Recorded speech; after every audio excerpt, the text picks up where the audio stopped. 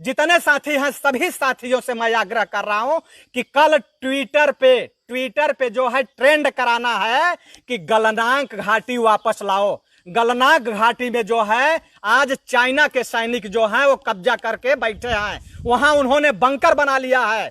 तो कल ट्विटर पे ट्रेंड होना चाहिए कि गलवान घाटी वापस लाओ, यानी आगे हैशटैग लगाना है, हैशटैग लगा के डैश डैश करके गलवान घाटी वापस लाओ।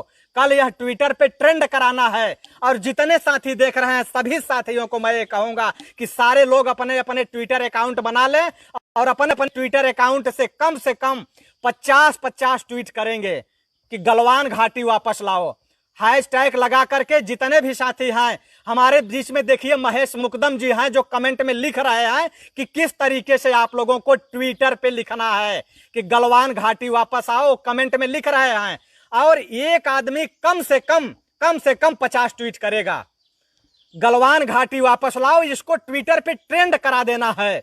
क्योंकि सेना में भर्ती होने वाला जो जवान होता है वह सेना में भर्ती होने वाला जवान इन सांसद और विधायक का बेटा नहीं होता है, इन मंत्रियों का बेटा नहीं होता है, वह किसान का बेटा होता है, मजदूर का बेटा होता है, आपका भाई होता है, आपका रिश्तेदार होता है, आपका बंधु होता है। और जब सरहद से उसकी लाश आती है तो आपके आंखों में आंसू होता है, इन नेताओं के आंख में आंसू नहीं होता। ये नेता केवल राजनीतिक रोटी सेकते हैं और यही कहते हैं कि एक वोट दे देना पुलवामा शहीदों के नाम, पहला वोट पुलवामा शहीदों के नाम से मांगते हैं। अंधभक्तों यहां से निकल जाओ, तुम्हारी जरूरत नहीं है, क्योंकि यहां उन जाबाज क्रांतिकारी साथियों की जरूरत है जो कल ये ट्विटर पे ट्रेंड कराएंगे कि गलवान घाटी वापस आओ। और लगातार आप लोग कमेंट बॉक्स में लिखते रहें कि क्या लिखना है, हैशटैग गलवान घाटी वापस लाओ। लगातार आप लोगों को क्या लिखना है, हमारे आयुष भाई भी लिख रहे हैं, चंद्रभानु भाई आप भी लिख रहे हैं,